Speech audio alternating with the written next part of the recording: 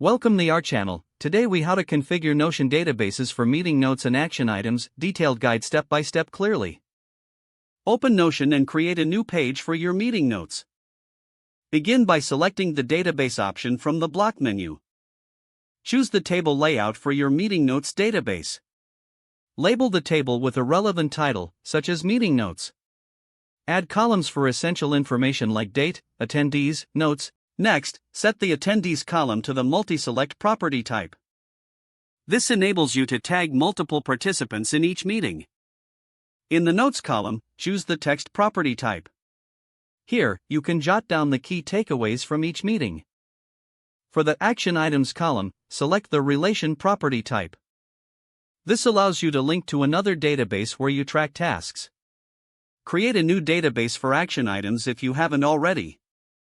Label this database as Action Items. Within this new database, add columns for task, due date, and assign to. Change due date to a date property for setting deadlines. Set assign to as a person property to assign tasks to specific team members. Go back to your meeting notes database and link that Action Items column to the Action Items database.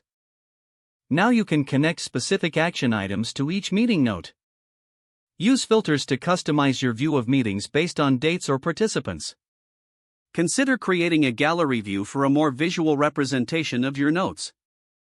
You can also sort actions by due dates to track urgency. Add a tags column in both databases for added organization and categorization. Regularly update both databases as new meetings occur and action items are completed.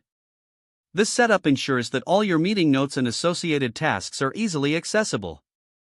By following these steps, you will have a streamlined system for managing your meeting notes and action items in Notion.